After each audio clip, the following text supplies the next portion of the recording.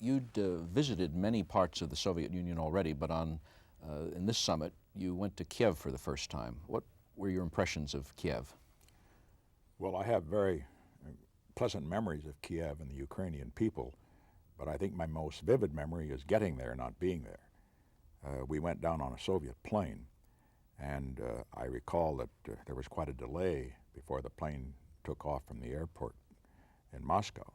And finally, back into our cabin came President Podgorny and Kosygin, along with a Soviet general. He had all kinds of ribbons, but he was white, absolutely white, pale. And so Kosygin said, well, Mr. President, we're sorry for this delay, but there's been some mechanical difficulties, and I'm afraid we're going to have to change planes. And he said, what do you want us to do with the general? And I paused a minute, and I said, promote him. They said, what? Promote him? And I said, yes. I said, promote him for finding the trouble on the ground rather than waiting until we got into the air. And they all laughed and took it in good style, and then we changed to another plane, and off we were to Kiev. I learned later, incidentally, that in the United States this was being televised live, and that the television just didn't come through. They didn't show the change of planes, and I found out the reason that happened was the Soviet technician, obviously a good communist, just pulled the plug on the television so that it didn't show. It showed us taking off and flying off and getting on, but not the shift in planes. Incidentally, the Soviets in this case, to show they had developed a bit of a sense of humor and more confidence, were very different from Khrushchev was in a similar incident. We were going down the Moscow River in 1959. That's prior to the time we had all the rallies of the captive peoples and so forth and so on. And the boat that we were on hit a sandbar, and it got stuck. I thought Khrushchev was going to kill the boatman. He glared at him and tough, and the fellow was just scared to death, shaking like a leaf. And I reassured Khrushchev and told him about a good friend of mine, happened to be Bibi Rebozo, that just about a month before we came to the Soviet Union, he had gotten stuck in a sandbar, and he'd been running boats for at least 20 years, ever since he was just a kid. And I said, we just laughed about it, but I can assure you Khrushchev didn't laugh. He was very, very embarrassed. So we shifted boats in the middle of the river and went on to our rallies. The interior of Air Force One is like a cross between Star Wars and the presidential suite at the Connaught Hotel.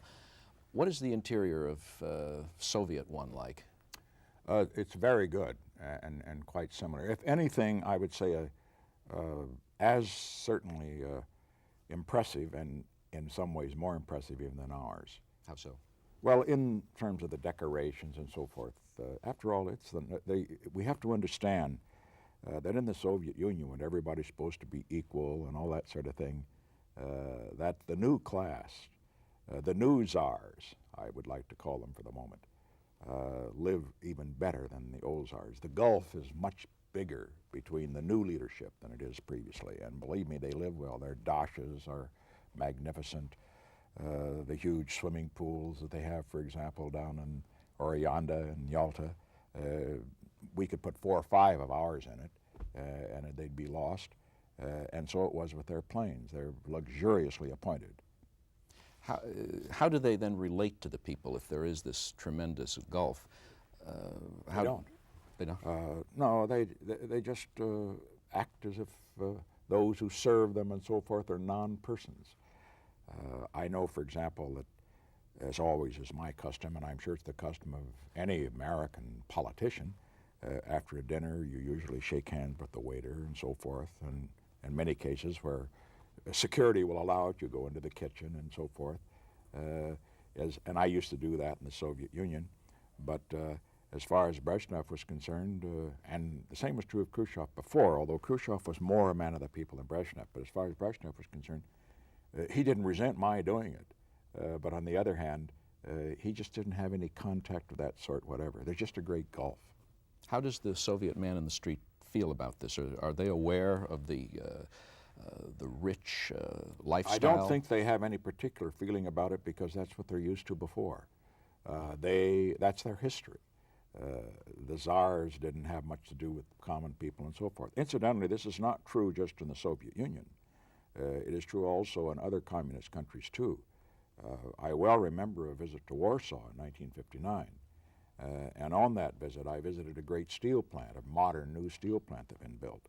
And my Soviet guide, the manager of the plant, showed me all through the plant and constantly was telling me about the machinery and what it was like. I couldn't have cared less. I don't know what steel machinery is all about. And I would try to meet some of the workmen and shake hands with them, and he would just ignore them. And after we got back into the car to go back to the guest house, I vividly recall my translator, who was, of course, a Polish Foreign Office man, and who probably was not a communist, just a career fellow. He said rather sadly, he said, one of the problems with our factory managers in a communist state is that they know all about machines and nothing about people. And that, incidentally, to me, is one of the fatal weaknesses in the communist Marxist systems. They know all about machines, but as far as people are concerned, people are just another machine. Given this very luxurious lifestyle of the communist leaders, are they impressed or are they unimpressed with what they find when they come here, the creature comforts that to the average East European or Soviet, the streets here are paved with gold? Is that true of the leaders? Well, I think they are impressed, although certainly Camp David is nothing compared to the Dacha. Nothing. It's very nice. It's very comfortable and very safe. And Khrushchev loved being there because he likes the country. And Brezhnev. I'm sorry, Brezhnev liked it. But on the other hand, there's nothing to compare with what they have. Our apartment, for example, in the Kremlin is so magnificent that you wouldn't dream of trying to compare the Queen's room, for example, at the White House with it. There's just no way. Or, for example, Blair House. Blair House is a beautiful old American house, but it is nothing compared to the Kremlin. There is one difference. Our plumbing is better. Americans are very good at plumbing. Did you have troubles with Soviet plumbing? Not particularly. They have learned. But in Europe generally, you will usually find that in European countries, plumbing is not one of their strong suits, but they're very good in other areas that are probably more important than whether the bathroom thing works properly or not. I think in China there wasn't a problem with the plumbing, but there was a related well, we problem. had a little problem there. Isn't that the baboon syndrome? I didn't. Well, they called it that, the members of the press, but I didn't want to have our Chinese hosts be concerned about it. I remember very well that our first night there, after a long banquet and all that sort of thing, went up to my room. I couldn't sleep. You know, that your changing of time and so forth makes it very difficult to go to sleep and get adjusted to it. So I took a hot bath, which I never do. Usually I just take showers. And after taking the bath, I found some great wall cigars there in the guest room, and I sat there in my bathrobe smoking a great wall cigar at the end of my first day in China. That's the way that it ended. What is a great wall cigar like? It was cigar? really quite adequate. Let me put it this way. Ever since we have broken relations with Castro and Cuba, we don't have very many good cigars. Perhaps the Cuban leaf ones made in other countries and maybe those from the Canary Islands are almost as good, but there's nothing like a good Cuban cigar. Unfortunately, that's a very good reason at some time to renew relations. The Great Wall cigar is adequate. I'm not that much of a connoisseur. But I would say that in terms, though, my bathroom, I had no problems, and I was surprised when some of the members of the staff and the press were complaining about developing some sort of rash after using the bathrooms and so forth. And apparently what had happened was that our hosts, traditionally, this happens in the U.S. too, I remember so well that Mr. Nixon and I always had such a terrible time going into little towns and even big towns and find that they'd repainted their best suites and the rest, and the smell of the paint just practically knocks you down. Jack Kennedy told me he had the same problem in 1960 when he was campaigning. But in this case, our Chinese hosts, they had painted and lacquered, as a matter of fact, the toilet seats. And so as a result, people got on the toilet seats and they developed a rash. Ours, that had not happened. I had no rash. And incidentally, I'm subject to allergies, so I'm delighted that our hosts hadn't done it to that one. Moving on to Summit 3, you approached Summit 3 at a considerably more disadvantageous position than any of the others. Watergate was about to overwhelm you. A convergence of domestic political opposition had occurred. And just as you were flying to the Soviet Union, word about the phlebitis in your leg that had struck during your Mideast trip a couple of weeks earlier hit the American press. What was the nature of the American political opposition to the summit? Well, Henry Kissinger described it as one of those rare occurrences in history. He said it was something like an eclipse of the sun. And an unholy alliance, I think, was another way that he described it. What happened there was that we had a convergence of forces in opposition to détente and a meeting with the Soviet and making agreements with the Soviet. On the one hand, we had the pro-détente liberals who were anti-Nixon politically, and they didn't want the summit to succeed or détente to go forward at that particular time because they felt that that might be a victory which would avoid the possibility of resignation or impeachment. On the other hand, you had the anti-détente conservatives who were pro-Nixon politically, but they were against détente, period. And so you had the liberals who were usually usually for détente, against me for political reasons, and those who were conservative who were for me politically but were against détente. It came together.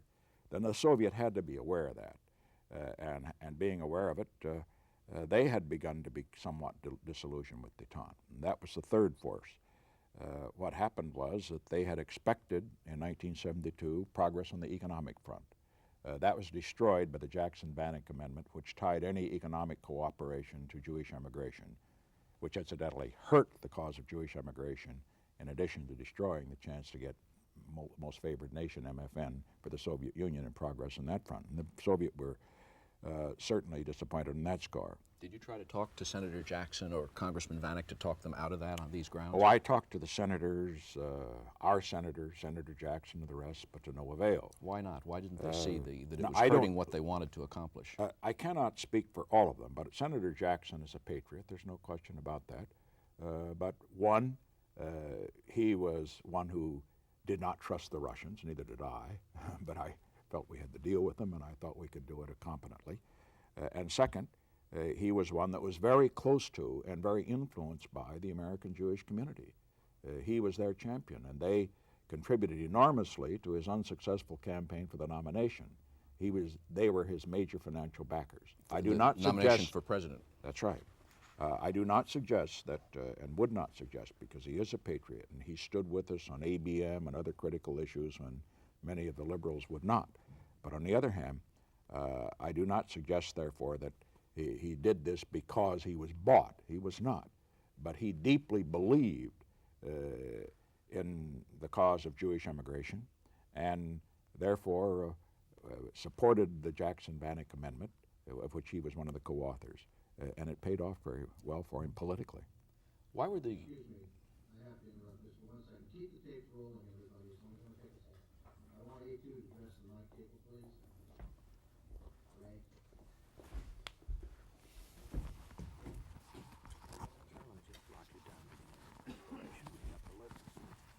Mike can stand by. It's a simple leg. Okay. It's very coming off the chair. Get this guy a little tighter. Got it? Is that one?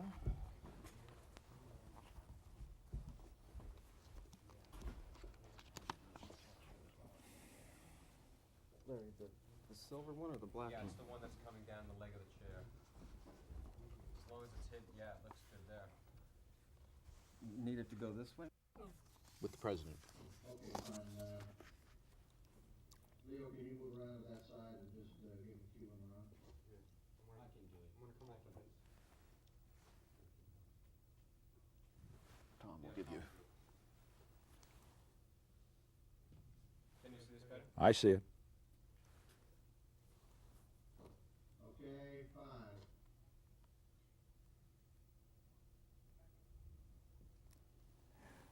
Well, naturally, the Soviet leaders were aware of the fact that I didn't have the support at home that I had, for example, in 1972 and even in 1973.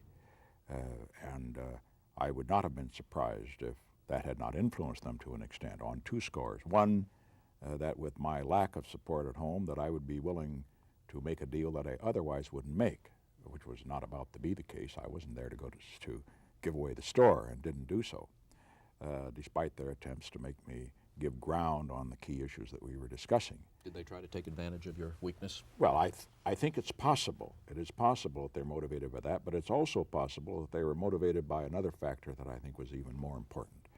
And that is that they felt they had not gotten enough out of detente in terms of the economic progress and the other things that had been expected, and which, of course, had been torpedoed by reason of the Jackson-Bannock Amendment and other factors that we perhaps had in mind. I think that the Soviet leaders, therefore, came to the summit disillusioned to an extent. Not Brezhnev. Brezhnev still wanted to have something big happen. But I think his hands were somewhat tied because his military leaders and so forth probably were felt that they didn't have to make a deal at this point. Do you think that they thought that you were going to survive through the end of your presidency? I don't know what they thought, but I know what they said. And they couldn't have been more forthcoming on that, all in varying conversations and apart from each other, which would lead me to say that they really believed it. When I first met Brezhnev, for example, in our private meeting prior to the other meetings, the first thing he said was that he was glad to hear from his ambassador that the political situation in the United States was better, that he was confident that I was going to survive. He said that also at the end of our meetings, that he was confident that I would survive and would see me, of course, at the mini-summit, which we planned then, which would be 6 months later, and at the next summit, which might take place in the United States. Gromyko, who is perhaps a better observer since he had served as ambassador to the United States, told me the same thing when we were in Oreanda on a boat. He said that he felt that the political situation was improving. Now, whether they believe that or not is another question, because they may have said that, having in mind the fact that if I did survive, it would help them in the future, and if I didn't, it wasn't going to hurt them a bit to say the nice things at this point. But I think they did feel at this time that there was a chance that I would survive at least. You don't think then they were trying to psych you out when they took you into the Kremlin through a particular gate? Well, that was very interesting. I recall for example, the arrival being so different from what it had been previously. I had been to Moscow now officially 3 times, and in this particular instance was the first time that the chief man was there to greet me, because in 1959 it was Kozlov, a deputy prime minister, who came to the airport to meet an American vice president. In 1972 it was Podgorny, who was obviously my opposite number. He was president. Brezhnev was general secretary. But this time Brezhnev himself, the real power, was there. And I remember him bounding across the tarmac and throwing his arms out in a very expansive welcome. And as we were driving into the Kremlin gates, he said, this is exactly the same gate from which Napoleon left Moscow after his defeat. Well, I suppose that the psychohistorians would say he was trying to give me a message, but then he immediately followed that up once we sat down in the Kremlin after he had shown us through our apartment exactly the same one we'd stayed in 1972. He followed it up by indicating that he was pleased to hear that we were going to survive, and he hoped this would be a very good summit. As you entered that Napoleon Gate, did you think that you were going to fill out your presidency through 1976? I was pretty fatalistic about it. I knew that there were great forces arrayed against me. I felt, however, that I wanted to continue to act as effectively as president as I possibly could till the very last. I was neither pessimistic or optimistic. I said, what will be, will be. What was the condition of your leg? Well, that condition had developed on the first trip. The trip that had been taken place just a month or so before to the Mideast. We first saw it in Salzburg, and I remember when Dr. Lukács saw it, he was amazed at how swollen it was. it was the left leg, and what happens with phlebitis, the kind I had, it isn't that painful, at least in the first instance on the outside. It's because it's the big vein that runs down here, and it makes your leg and ankles swell up a great deal. Is it painful? When you walk around, it's quite painful due to the fact that the skin and the ankle's so tight it comes down over the shoes, you can hardly keep your shoe on. First of all, it's hard to put a shoe on, and then once you walk, it is extremely painful. So walking became very, very painful. Is it dangerous? Oh, it's very dangerous. There are two types, as I understand it, as one who is not medically trained. The kind of phlebitis that is painful, in other words, where the veins are exposed and you see them there, that's very painful, but not particularly dangerous. I mean, you can operate and that sort of thing. But in this case, this is the deep vein, and it makes the leg and so forth swell. And if a clot, phlebitis basically causes blood clots. If a clot breaks off and hits the lungs, it kills you. And so they were concerned that it might break off. I never gave it any thought. It was like the resignation thing, or what have you, or impeachment. To me, I had the job to do. Oh, not that I'm that brave or anything of that sort, but I was certainly, when I was in the Mideast, I made it clear I didn't want the doctors to say anything about it, even though it was painful. And I didn't want anything to come out here on this trip as well. But I made it clear that at a time that I was potentially crippled politically, I couldn't indicate that I was crippled physically, because then again, the media and so forth and my opponents would jump on that and said, aha, he's crippled mentally as well. And we have to remember, leaders have to survive physical ordeals. I remember what Eisenhower went through at the time of his stroke. It was terribly painful. Painful for him in a mental way, because he couldn't get the words out. He'd try to say window, and he'd say mirror instead. Instead of he'd try to say ceiling, and he'd say floor. And nevertheless, he went to a big summit meeting with Latin American leaders and really endangered his life and had hours and hours of conversation. He went on television. It was a terribly brutal thing. And I'll never forget how angry I was when Newsweek magazine at that time counted the number of flubs that he allegedly had in one of his speeches and press conference and put it in the magazine. I threw that magazine clear across the floor. Well, in any event, what I'm suggesting here is that if Eisenhower could do that, and if Franklin Roosevelt, for example, for years could be an effective political leader despite the fact that he was crippled by polio, what's a little phlebitis? Those differences, those conditions, though, are different, because the FDR's condition was an ongoing one that he had coped with. It was stable.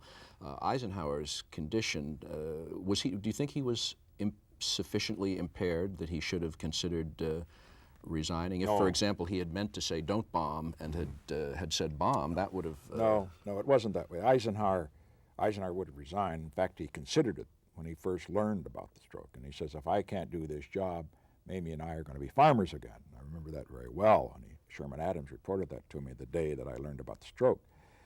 No, Eisenhower, there was nothing wrong with his mind. And that's the important thing. Eisenhower's actions after he had the stroke in his last 2 years were decisive.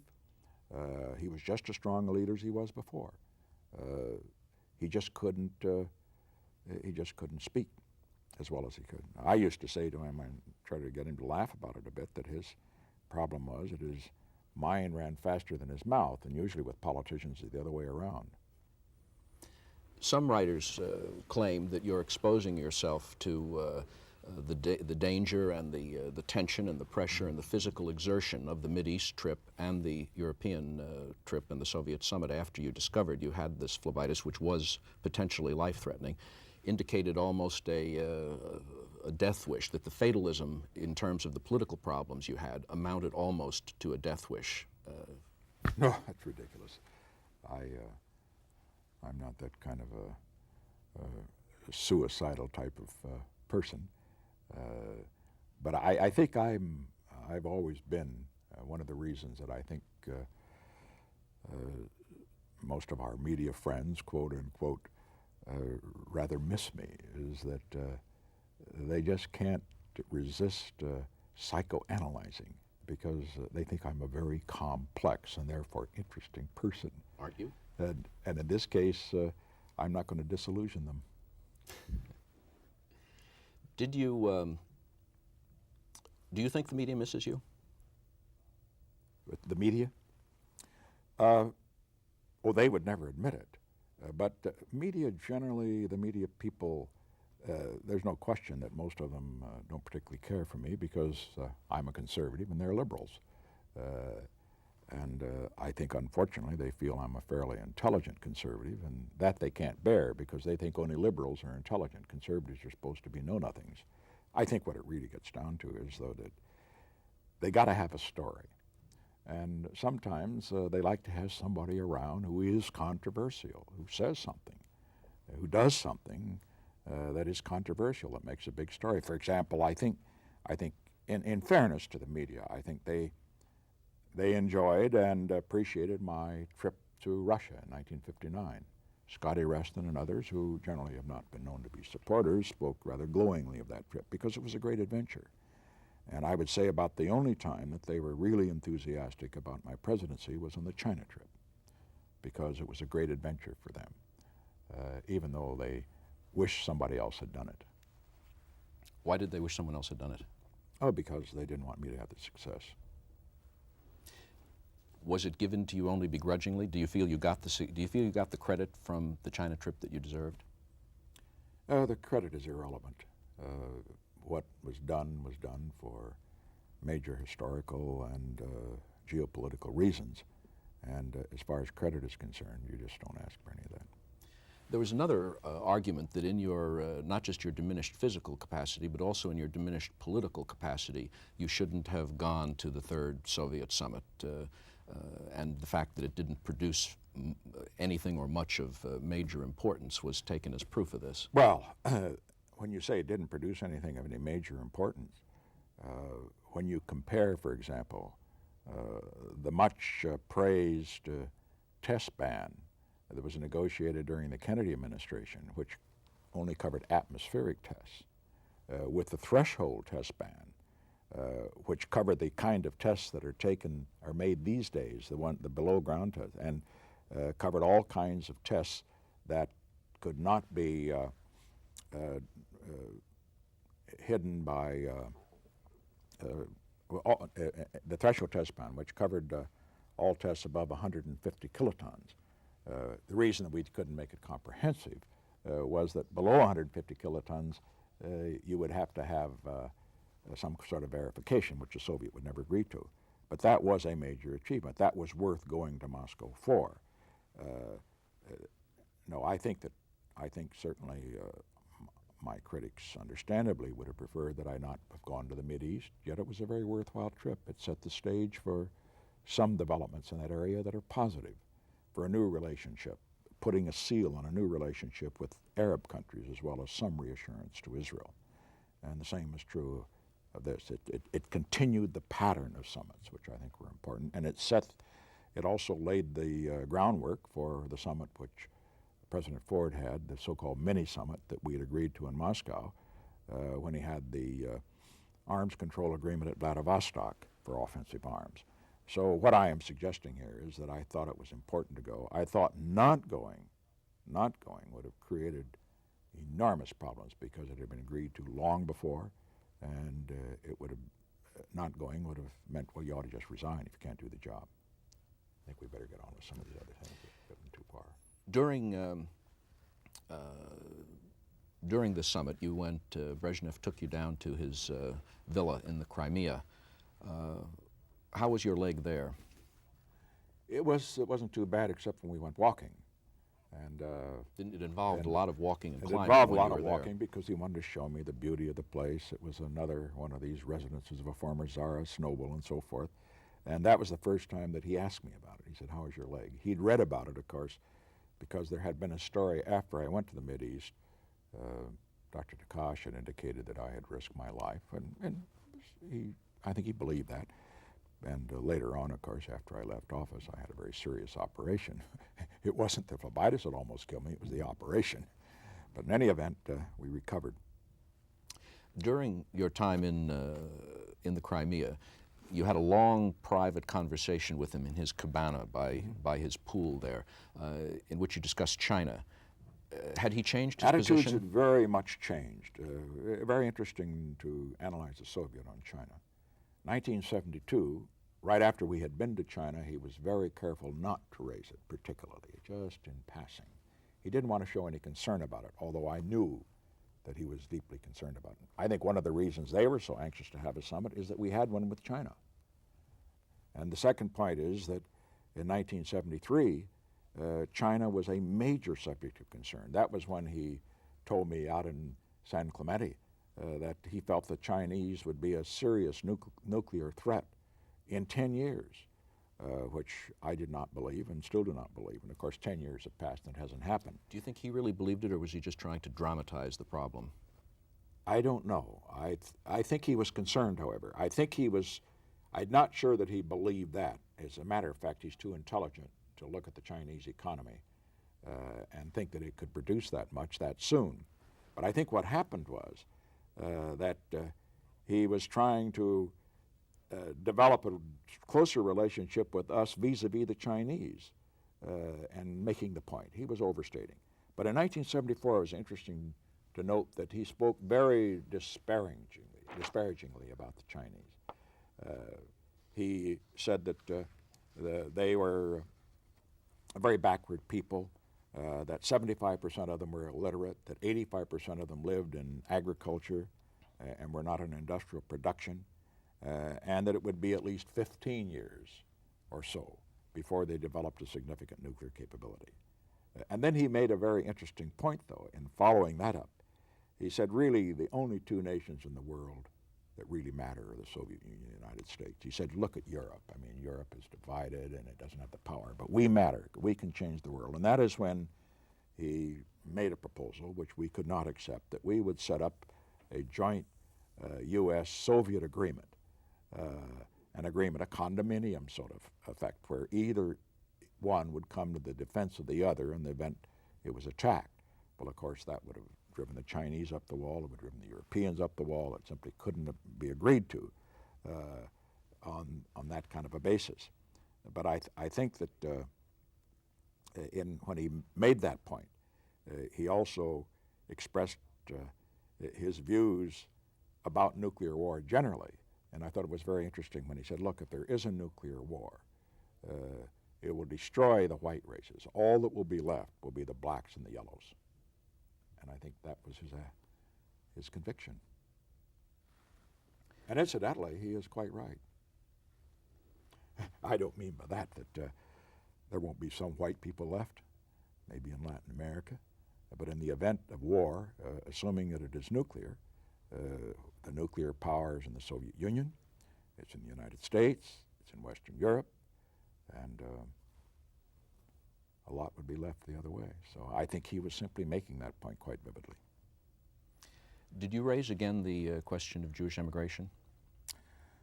Oh, yes. And he went into great detail, pointing out that they were trying to make progress on the area. But he gave me facts and figures, which I passed on to Henry Kissinger for further negotiation. But his attitude there was, again, one that I've already described.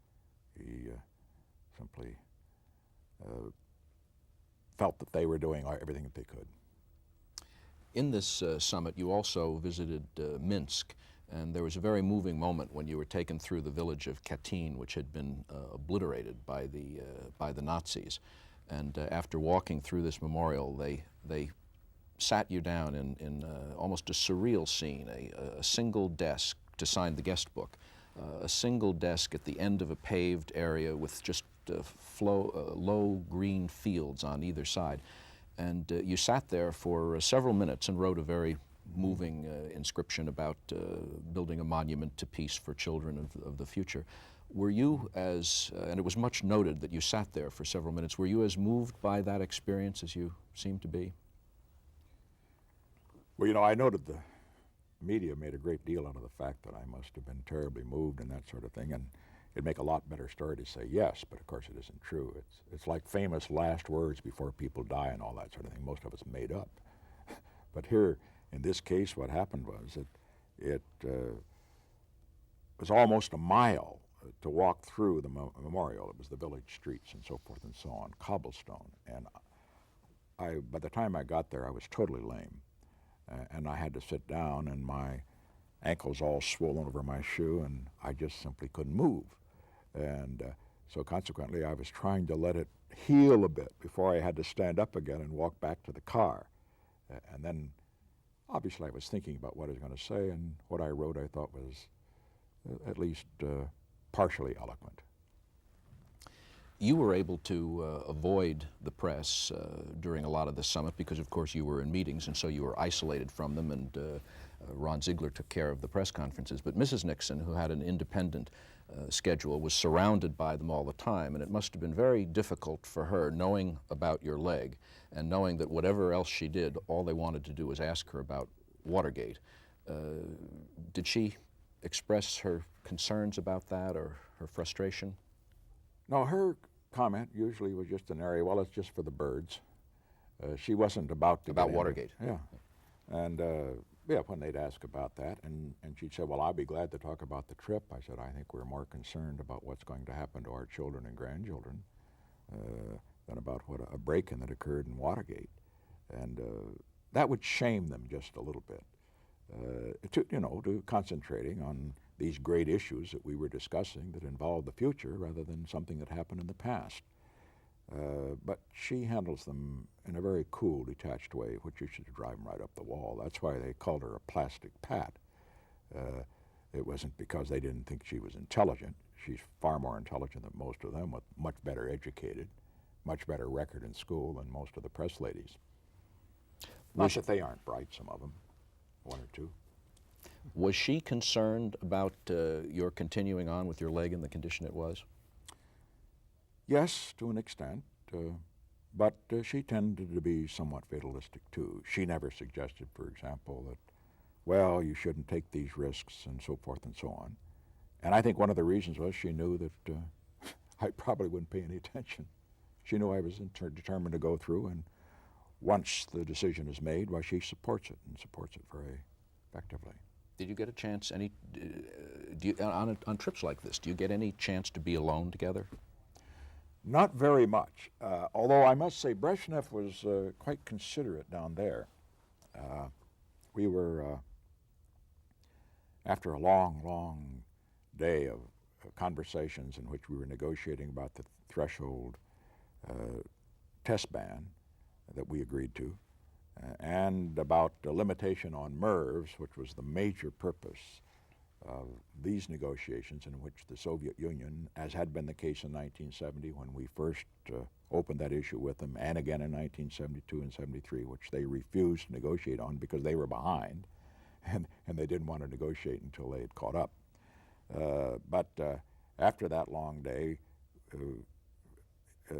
Brezhnev said, let's have dinner alone tonight. I mean, he over at his dacha, which was a magnificent one next to ours, and we together. And so we had dinner alone, which we welcomed. And we sat out on a balcony afterwards and looked out over the Black Sea. And it was really a beautiful sight, a beautiful evening, clear, clear night. And there was a half moon. And I remember she looked at it and she said that ever since she was a little girl, she always, whenever she saw the moon, she always saw the American flag in the moon. And she says, I never saw a man in the moon or a little old lady in the moon. It's always the American flag. And I looked at the moon, and sure enough, the American flag was there. Obviously, of course, it could have been there because our astronauts had been there. But it was interesting to note that. Of course, I reflected afterwards, I guess we all see in the moon whatever we want to see. All things considered, the tremendous political pressure, the tremendous personal, physical pressure you were under, was the third summit worth it? Did it produce anything of sufficient significance? I think it produced, as I have already indicated, but I think the third summit produced first the threshold test ban. Second, it produced, unfortunately, an agreement for cooperation in economics and technical areas, a long-term agreement which was not implemented. And that is something which I think must be a top-level subject in another summit when it occurs between President Reagan and Mr. Bandropov, because the Soviet need it, and under the proper circumstances, properly linked, we should provide it. The threshold test ban, whether or not that is going to be finally approved by the administration and so forth, remains to be seen, because they've raised the problem of verification on that and whether the Soviet may or may not be violating it. So I think it was worth doing in that respect. I should point out, incidentally, that there were other interesting things that happened on that summit in a personal way. I always watch my opposite numbers to see how they doodle. I draw squares and diamonds and that sort of thing. I'm a very, I don't draw You're a real Republican picture. doodler. Probably a square doodler. But I noticed that, for example, in 1972, when we were having our first discussion with Brezhnev about missiles, the argument was as to whether or not a big missile could be put in a smaller hole. Now, obviously, it can happen, or technically. But in any event, he said no. And what he would do, he drew there, while we were talking about it, he would draw holes and then missiles as to see whether or not they could go in the holes and so forth and so on. And down here, when we were meeting in a cabana looking out over the Black Sea, he doodled, in this case, he drew a heart with an arrow through it. I don't know what that signified, but that was when we were failing to reach agreement on a proposal to limit MIRVs, which we had proposed and which they had rejected at least on any meaningful basis. We had another interesting conversation, too. We were driving back from Oreanda down in the Black Sea to the area where the airport we were to take off to go into Minsk. And as we were driving along, Brezhnev, who after all was 2 years older now, not quite as well as he was previously, he smoked more, drank less, and he began to talk about age, and he spoke of Brennan, Jack Brennan, who was my military aide at that time, who was a young fellow and very good looking, and he said, you know, he's very young and very handsome. I said, yeah, the girls noticed that too. And then he said, but on the other hand, while he is young and he's handsome, he said, we older people can probably do things for future generations that some of these younger people are unable to do. And then he always changes pace fast. He says, you know, that reminds me too of older people and one of my favorite stories. He said, there was a 60-year-old man, and the 60-year-old man went to his doctor, and he was concerned because he felt that his sex drive had diminished. And the doctor examined him and said, no, it's no problem. He said, just a question of age. I said, this happens as you get older. And the fellow said, yeah, but my neighbor is 60 years of age, and he says his sex drive hasn't diminished at all. The doctor says, that's no problem. And the fellow said, what should I do? He said, just go out and talk the same way your neighbor does. What would an Andropov-Reagan summit be like when you think of the succession of leaders that the Soviets have seen, where Khrushchev dealt with Kennedy and Kosygin dealt with Johnson and Brezhnev with you and Brezhnev with Ford and Carter? They've certainly seen a spectrum of personalities and perceptions of the Soviet Union. Andropov is a tough, hard former KGB chief, vigorous, ruthless, as you describe him. Reagan is an intelligent man, but certainly doesn't have that kind of background. How would that mix work? Well, everyone has to do it his own way. I mean, in the case of President Reagan, he would tend to have meetings with larger groups, which is altogether appropriate because they like to have meetings with larger groups too sometimes. And so Reagan would have his advisors there. The second thing is people should not underestimate Reagan in terms of negotiations and give and take. First, he had a lot of good practice negotiating with senators and congressmen. Are they as And tough that's as a- Andropov? and that's a big league. Well, certainly as intelligent, many of them are. Some of them are not that intelligent, but many of them are as intelligent. And when they're arguing for their constituencies, they can be just as tough. I would say, however, that they are not going to be as ruthless. It's a bigger league. This is the big leagues when you're negotiating with an Andropov. But by the same token, the way it's done is that prior to the time they meet, that is when the work is done. And that's why a summit should take place not on a quickie basis, just get acquainted and shake hands and so forth, because Andropov will take that and bank it and gain the credibility and so forth that he wants from that sort of a meeting, and there'll be no progress. What has to happen here is a very well-prepared summit where at another level all the major issues are negotiated, and you meet at the summit level for the leaders to work out any final details, and above everything else, to know each other. As far as summits are concerned, it's very important to notice that, to make note of the fact that a summit really gives credit. No, a summit is essential if a hotline is going to be effective, because when you have a conversation, as you do in the general sense on a hotline, it's very important to know who you're talking to.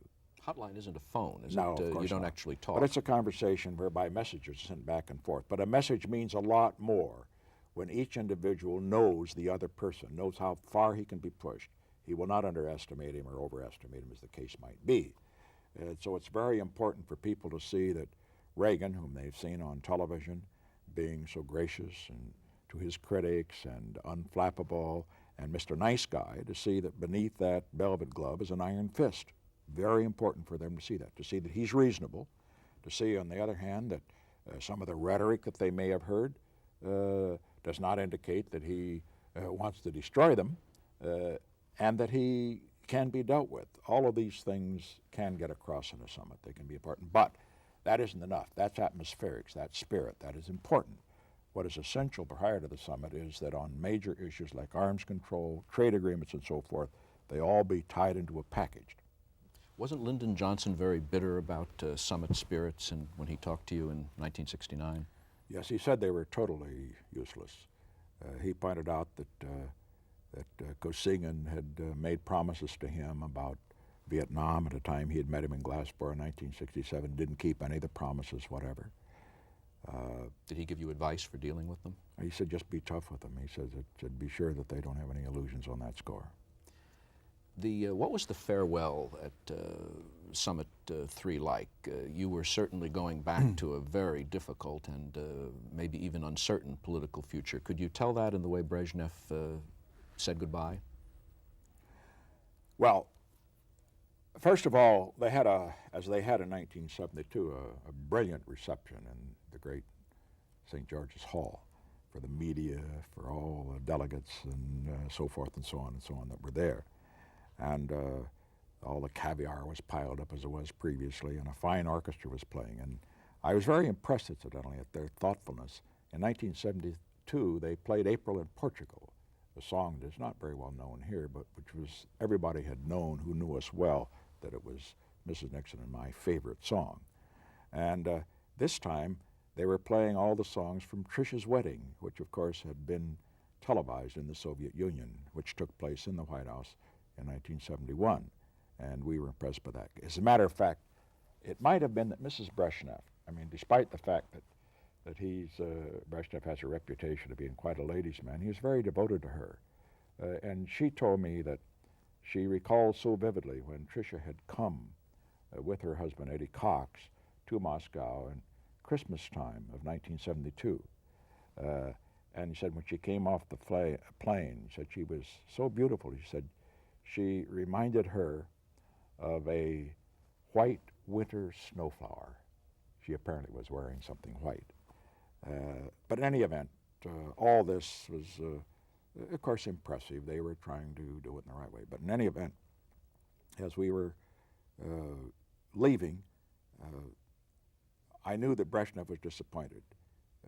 He had said, for example, when I told him that it was essential down in Oreanda that we try to negotiate reductions of nuclear arms. He said we should. He said we should destroy the evil that we have created. And I think he meant that. So that shows that as far as that's concerned, he was thinking in those terms. And then he also said, it is important that we do something of vast historical importance. He wanted to have an impact on history. He was disappointed that we hadn't been able to accomplish more than we had. And he was looking forward, therefore, to the mini-summit that we had set for 6 months later, and which was finally, of course, attended to by President Ford. This was going to be what you called it, the halfway house? We called it the halfway house, yes. And we kidded a little. I said, well, we could have it in Switzerland or we could have it in Austria. And I said, and he said, well, not in Israel. So in any event, it was agreed to be a halfway house. But then finally we finished the great reception, and we left Moscow. We all rode in one car. They all piled in the same car. I mean, Podgorny and in this case, Podgorny and Kosygin and Brezhnev. Brezhnev sat in the jump seat, didn't say anything much on the way out. He was obviously in sort of a downbeat mood. And so when we got to the airport, he went with me to the plane. And as we got into the plane, just before we got to the plane, I was saying to him, well, I wish you were coming with me. And he said, you know, I was thinking exactly the same thing as we were riding out here today. I think he would have liked to have come. And I think he had a feeling that of disappointment that we hadn't accomplished more, but of anticipation that maybe we could accomplish more in the future, because he did want to leave his mark on history. I don't mean by that he was simply sappily interested in peace at any price. I mean, he wanted to have his communist idea prevail in the world, but on the other hand, he wanted to do something, as he put it, of vast historical significance, and that had not yet been accomplished. Did you like Brezhnev? As a Russian, yes. I would put with him the same way I would describe Brezhnev, the same way I would describe Mao and Zhou Enlai. I liked Mao as a Chinese. I liked Zhou as a Chinese. I liked Brezhnev as a Russian. I didn't like him as a communist, and I didn't like Zhou or Mao as a communist. And that's what we always have to do. We must separate these individuals. They are people who have two personalities. They're either Russian or they're communist. And in a particular evening, they can be one at one time and one at another time. Do you think he liked you as an American rather than a capitalist? I don't know. I think in his case it was irrelevant. And I think that's another point that should be made. They do think materially. I think I think what we all have to have in mind is that whether he liked me or not wasn't going to make any difference as to whether he was going to agree to something. That isn't what brings people together. Doesn't that undermine, though, the point you made about the importance of building up personal relationships? No, the personal relationship that I described is a very hard-headed one. That's to avoid the possibility of miscalculation. The personal relationship is not something that is going to assure agreement. Agreement is only assured by interest, a convergence of interest, not a convergence of affection. It isn't based on affection whatever. In the films of your departure, you shake hands with him, say goodbye, walk up the ramp, and at the top you wave goodbye to the crowd, and then you sort of lean over and give a special, looks like a salute to him. Did it cross your mind then, even though you'd agreed to meet at the halfway house in 6 months, did it cross your mind that that might be the last time you'd see him? No. It's a decisive answer. That's right. When you got on the plane, many Americans, after they visited the Soviet Union and they're out of the rather oppressive and repressive atmosphere there, feel relieved, knowing what you were going home to and that Brezhnev wasn't going to be coming along with you. Were you relieved, or were you sort of depressed about what was coming when you got home? Not particularly depressed or relieved at all. When I get on the planes, and this is something I'd been doing ever since 1953, when Mr. Nixon and I took a 70-day trip to Asia, And we stayed in some godforsaken places then before days of air conditioning and the heat of what was then the summer of those places in Southeast Asia and the like. And after Was there we no had- air conditioning there then?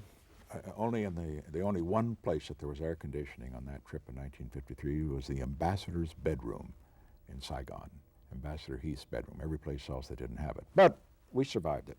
But you would have strange food and strange bread and sleeping under mosquito nettings to avoid the mosquitoes and centipedes or whatever they else might be around, and then you'd finally get on that airplane. Now airplane food, and particularly airplane food cooked by the Air Force, is pretty terrible. Well, let's say it's always safe, but it's almost unpalatable. And I must say that we'd get on there, we'd sit down and we'd start to eat some of that ham or whatever they had on there, and I'd say, well, we're home again, which meant that every time we got on the plane, we were home again. It was a little bit of America. And so we went home to what we went home to. Did you find on your first trip to Europe in 1969 that following White House president, they were actually bringing the president's bed with you, so that every place you slept in the bed from the White House? Yeah, what happened was that I was astonished when I arrived in all places at Claridge's Hotel, which was our first stop on the European trip. And I had stayed in Claridge's many times before. Every time I'd gone to England, it's my favorite hotel there. And I walked in and I saw the couple of the Filipino aides tearing down the bed and putting in. I says, "What is going on here?" They said, "Well, we've been instructed to do that. We always take the president's bed with him." You take the president's bed with him. They'd been doing that. They apparently did it for Johnson and for Kennedy and so forth. Just said, you can work better if you sleep in your own bed. I said, well, that's one thing we're going to change. And I really ripped up Haldeman pretty good on that. He took it well. I said, no more. I said, I have slept in those Claridge beds before. They're not the same. But I slept in beds every place. I'm not going to have to carry the bed around in a separate plane so I can have the same bed to sleep in. We're all a little different. At Summit 3, did Brezhnev address the question of whether he had encouraged the Arabs in the 1973 Yes, Yom he was Kippur very War? defensive about it and said that as a matter of fact, he not only had not encouraged them, but he tried to deter them. But in my view, I just ignored it. I said, well, let us not let the major powers be drawn into conflict about what happens in the Mideast. And I compared the Mideast with the Balkans. I said, we mustn't let that happen. And so I just let him, of course, deny that it happened. I didn't try to argue him about it. But was there any question but that it had happened, that they had encouraged the Arabs? I don't think there was a question of their encouraging them, but I think there was a question of them not perhaps discouraging them. Good. Now, incidentally, you through? If you want to go We on. have to change tapes here. We're 1 hour. We'll just change Yeah. the tapes. You want to take 5? Okay, anybody 1 or 2?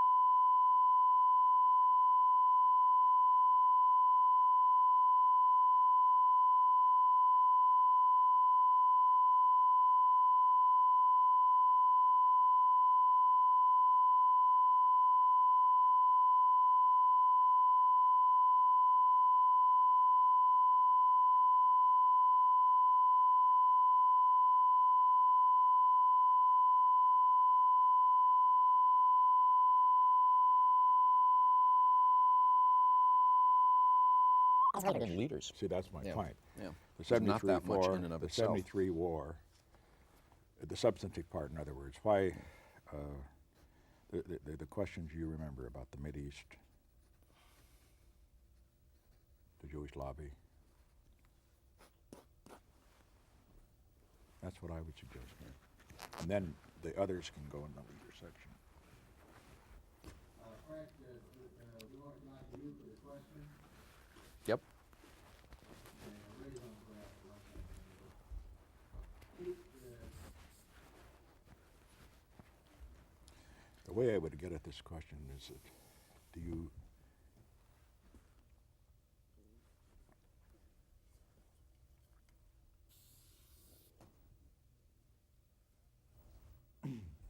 Do we have it now, Roger? do you really think do you really think the Soviet leaders were for peace? And that gets the war thing, and I think that's don't you see what I mean?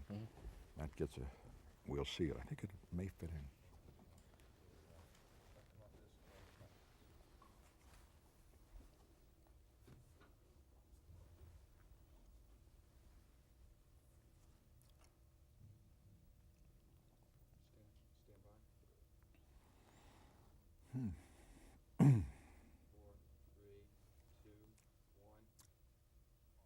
The Soviet leaders talk a lot about peace. Your conservative critics, the anti-detentists, would say that somewhere in the bowels of the Kremlin there is a safe wherein is a piece of paper with the number more of Soviets or communists that would have to survive after nuclear war than the Americans, and as soon as they, or the Westerners, and as soon as they reach that number, they'll push the button. Do you think the Soviets, for all their talk about it, really do care about peace? Well, we, to our credit, are for peace as an end in itself. They are for peace as a means to an end. They're for victory. However, that does not mean they want war. They realize that if war comes, it would be so destructive that victory would be meaningless. So what they want to do is to develop the strength so that they can win without war.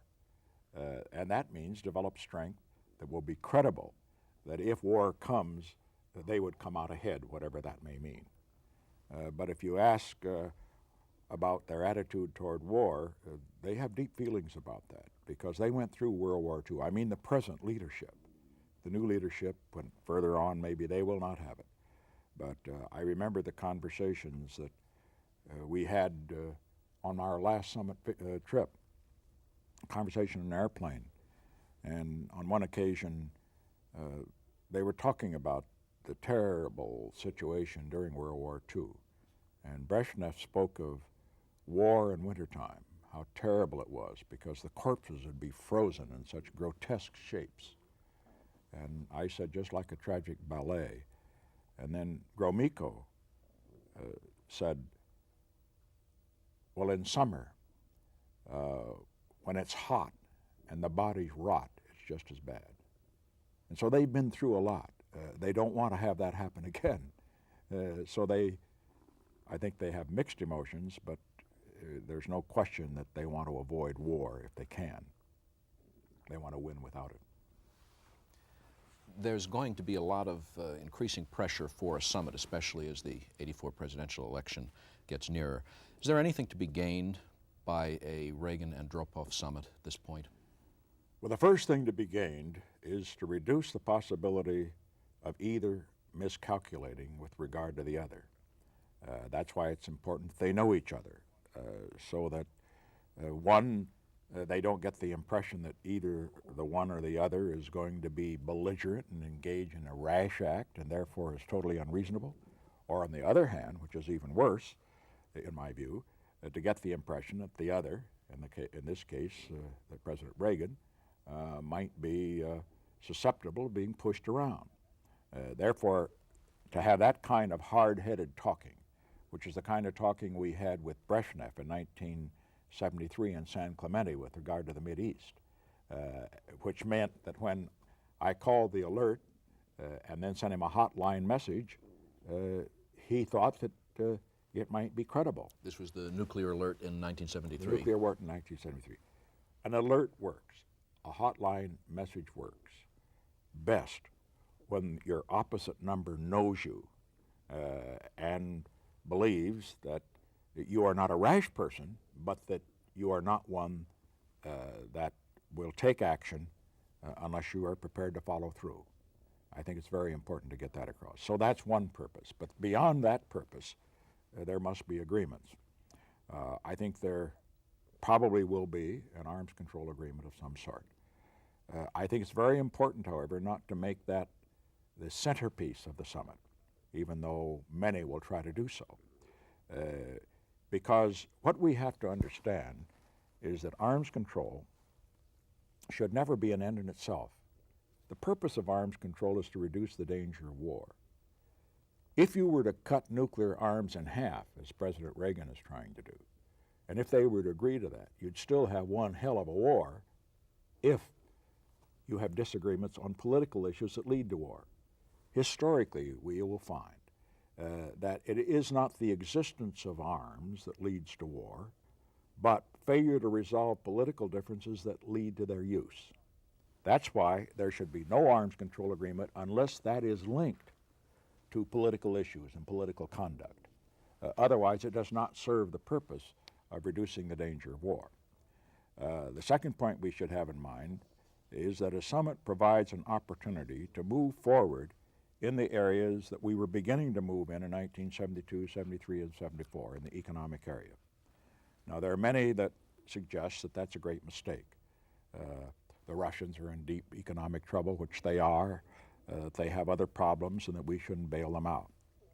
I'm not for bailing them out. But on the other hand, we have to realize that the greatest advantage the West, I speak of the United States, Western Europe and Japan, have over the Soviet bloc is economic, about a 4-to-1 advantage. We should use that advantage as a carrot and a stick.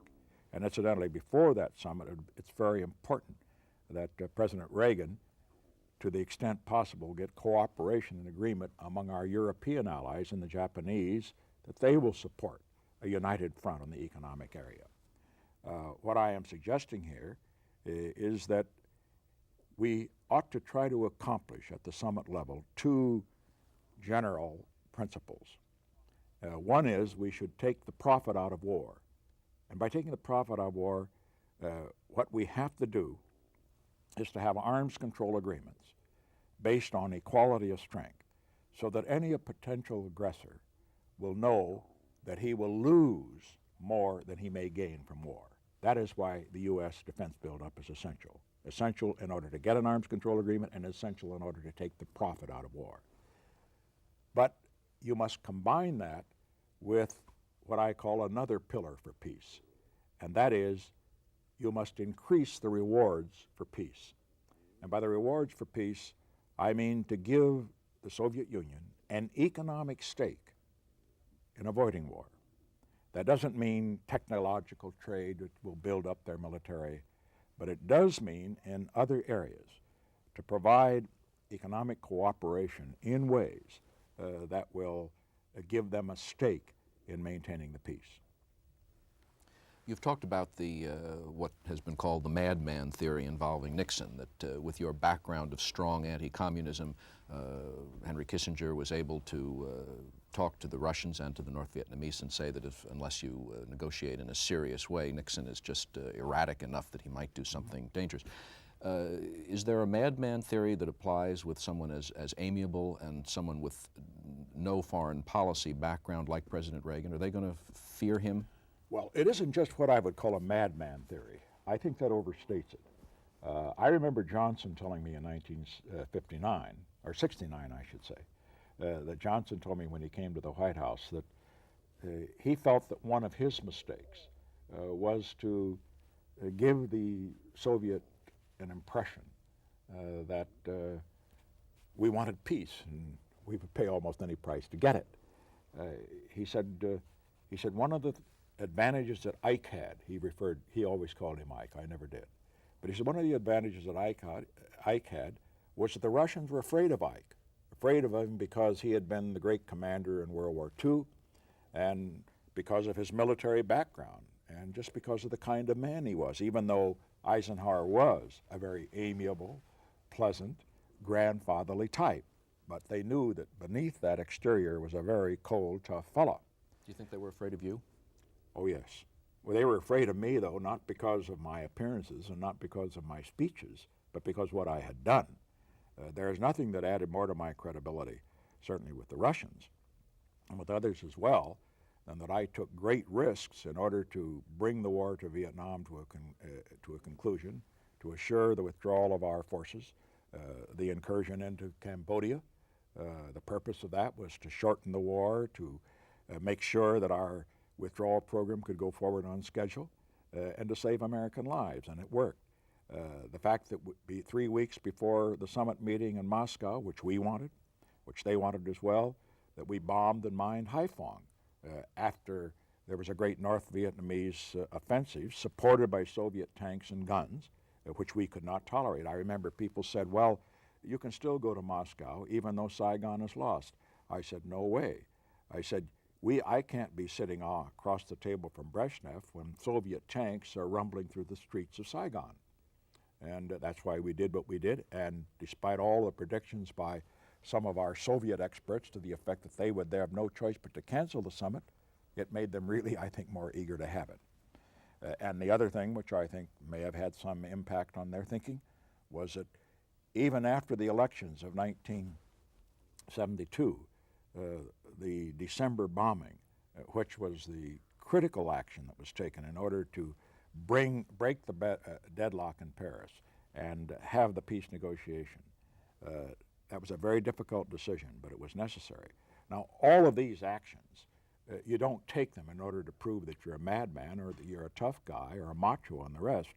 It's simply you take them when it is in the interest of your foreign policy, and also to make sure that you are a credible leader when you meet with others or when they take actions that you want to oppose. Have any of the presidents since you taken any similarly tough actions vis-a-vis the Soviets? It seems that with Afghanistan, with Poland, with the use of surrogate troops into other parts of the world, that we've just acquiesced. Does Reagan have the kind of credibility going in that you had? Well, let me say, fortunately, President Reagan and President Carter before him didn't have a war, which would have given him the opportunity to take action in defense of our own forces, which I had and which I used. On the other hand, I think what President Reagan has done in terms of rearming the United States, that gives a message. I don't think that the rhetoric is nearly as important as that. And his fighting a bloody battle with the Congress in order to get the MX through and in order to get his military budget approved. It's that kind of action that has effect on the Soviet, not a lot of flamboyant words. You see, they're masters at propaganda, and they see through it. Do you think President Reagan can be pushed around? No, I don't think so. Not in the international area. In the domestic area, all presidents have to do some compromising from time to time. In other words, take a half a loaf or get nothing. And in this area, people should not misinterpret his having to give ground in his economic programs because he simply didn't have the votes, didn't control the House of Representatives. They should not feel that because he gave ground there, that in dealing in foreign policy, where he does have more of a free hand, that he's going to be a compromiser where our interests would not be served by it. Moving on to China. What was it that set Richard Nixon, the inveterate anti-communist and supporter of Taiwan and friend of Chiang Kai-shek over many years, down the long road to Peking? Well, what brought us together, what brought the Chinese and the Americans together, was not a convergence of ideas, but a convergence of interests. I begin with that proposition. And then to determine how that came about, we have to understand that my history in that part of the world goes back a long way. I was first in the Far East in 1953, traveled to Japan, all the countries outside on the perimeter of China. And I saw then what the Chinese were doing in terms of exporting revolution to Indonesia, to the Philippines, to Thailand, to Vietnam, and so forth and so on. And then I also had an opportunity to continue to follow what was happening in Asia during that period, to talk to Asian leaders, to talk to people like Romulo of the Philippines, who was still living and still a foreign minister, a strong anti-communist, but one that felt that some dialogue between the United States and China should take place under the proper circumstances. And then in 1963, when I took a trip abroad, I saw independently de Gaulle and Adenauer, and each independently raised the question with me that the United States should probably reconsider its relationship with the People's Republic of China. Here are two strong anti-communists, had no illusions about the Chinese, but they felt that we should do so. In 1967, I took another trip to the Far East. And after that, I wrote an article for Foreign Affairs indicating that looking to the future after Vietnam, it was important to reevaluate the U.S.-Chinese relationship. I remember one of the first memorandums I sent to Henry Kissinger in 1969 after being inaugurated, it was a week after being inaugurated, was to initiate on a private basis a study of our relationship with Peking and with Taiwan and so forth. And so events began to follow events. Those who were surprised in 1971, in fact the announcement was made on July the 15th of 1971 that I would be going to China, simply hadn't been following. They hadn't read the article in Foreign Affairs in 1967. They hadn't paid any attention to the fact that we had relaxed travel restrictions. We had allowed trade where we hadn't allowed it previously. They didn't pay that much attention when the ping pong team came here, or ours went there, I should say. And and interestingly enough, their surprise, I think, is rather surprising, because when Henry Kissinger was in China, or on his way to China, in July of 1971, I made a speech in Kansas City. It was a rather long speech about our relationships in the world generally, and particularly with the People's Republic of China, and hinted very strongly there that we should make moves toward normalization and so forth. And yet, when we asked for the television time to make that 3-minute announcement with regard to the trip to China on July 15, 1971, none of the television commentators, with all their brilliant investigative reporters, were able to make any predictions. One suggested it was probably about another withdrawal from Vietnam, and another suggested it might have been with regard to some problems we were having with Europe. The point was, I had tried to give them a message, but very carefully, of course, not breaking the secrecy pattern which we had. But now, having said all that, what brought us together was not, I emphasize, the fact that I had changed my view with regard to Chinese communism. I had not. What brought us together were our interests, and not because of agreement on ideas or any change in ideas. How does one go about? There must have been a lot of secret behind-the-scenes diplomacy. You were sending signals, but there had to be a lot going on that even the most astute commentator who didn't know couldn't have seen. Well, I think first we have to understand why it was necessary to have it secret. And I will make the blunt statement. Without secrecy, we would never have had the China Initiative. It was not possible. They had to have it far more than we. They had to have it because there was great opposition within the Chinese hierarchy itself to any new relationship with the United States. And as a matter of fact, Lin Piao, who had opposed it, took off, as Joe, with a little smile, told me when we first met, on a trip which was to take him to Moscow, and his plane disappeared, which tells us one thing or may tell us something else. Do you think they liquidated him because of his opposition? I would not be surprised. That was the implication, at least, that I got from the conversation. But be that as it may, what happened there was that Mao Zedong, and this is, in this case, Zhou Enlai, had made a command decision that despite the fact that ideologically the United States was their major enemy, we're a capitalist country, they're a communist country, that as far as their strategic interests were concerned, that a new association with the United States was absolutely essential. Because while we disagreed totally on ideology, we had one common concern, and that was the growing Soviet threat, the threat to China and its expansionism in other areas.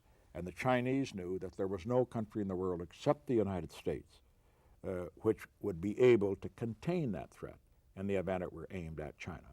And that is what brought us together in one sense. But I should go further than that. If anybody would read my article in Foreign Affairs and other statements I've made prior to and since that initiative was undertaken, they would note that I always come through with this theme. Even if there were no Soviet Union, it was essential that the United States move now, and move when it did, I should say, in rapprochement with China. And the reason for that is fundamentally that 1/4 of all the people in the world live in the People's Republic of China. It has enormous natural resources. And the Chinese people, as Chinese, are among the most capable people in the world. Look what they've done in Taiwan. Look what they, in non-communist areas, in Taiwan and Hong Kong, Singapore, Thailand, San Francisco, you name it. And once that power is mobilized, it is going to be an enormous force in the world, for good or for bad. I think de Gaulle hit it in his usual way in 1969 most effectively when he said cryptically, better for you to recognize China now when they need you than to wait until later when their power is such that you will need them. And so in order to build the kind of a world that we want our grandchildren to live in the 21st century, it was essential that the United States, the most powerful and prosperous in the free world, have a new relationship with the People's Republic of China. And finally, I would say for some of those who object to that initiative, if it had not been undertaken, and if China, due to the fact that they did not have any guarantee of their security from the United States vis-a-vis the Soviet, had been forced back under the Soviet umbrella, the geopolitical relationship and balance in the world would be almost hopelessly against us at this time. It was necessary to do for that reason, but apart from that, it was essential to do for the next century. Did you use intermediary governments in your initial relations with Peking? Oh yes. As a matter of fact, the Romanians played a very significant part. Ceausescu, I had discussed it with him in 1967, and he was very helpful, and his ambassadors were, and they carried messages back and forth. Curiously enough, another one who carried a message, this isn't so well known, was Haile Selassie, the Emperor of Ethiopia. I had discussed China with him, and Joe and Lai was telling me about Haile Selassie coming there and talking to him and Mao. And Mao asked Joe and Lai, Mao always liked to say outrageous things. He said, do you think that the devil of capitalism should sit down with the devil of communism? And then he said Haile Selassie went on and indicated he thought it would serve a useful purpose, or words to that effect. Incidentally, when Joe and Lai told me that, I said, you know, I think many of the people in the media think the only reason that I didn't wear a hat when I came to China is that I couldn't get one over my hat. I think that, and then when Joe and Lai told me that, I just responded by saying, you know, I think many people in the media thought that the reason that I didn't wear a hat when I came to China that I couldn't find one that would fit over my horns. And he, who always appreciated a little joke, laughed uproariously at that. But in any event, Haile Selassie, Ceausescu, but above everybody else, the Pakistani. Yahya Pakistan played a very important role, and of course, as we all know, it was the Pakistani who helped provide the cover for Henry Kissinger. That's where he got a so-called bellyache and had to go to the hospital, and all the press, of course, took off and enjoyed the Pakistani scenery while he flew into China secretly, and then our bombshell announcement came out. Whose idea was the bellyache? I think I think we agreed to it together after very, very intensive negotiation. What was your reaction when you finally heard that the invitation to come to Peking was being extended from Zhou Enlai? Well, we had had several messages, feelers on it up to that time, and each one of them we had to reject. Zhou Enlai had sent messages indicating that he had heard from the Pakistanis. Ceausescu sent us a message indicating that he'd heard from the Chinese.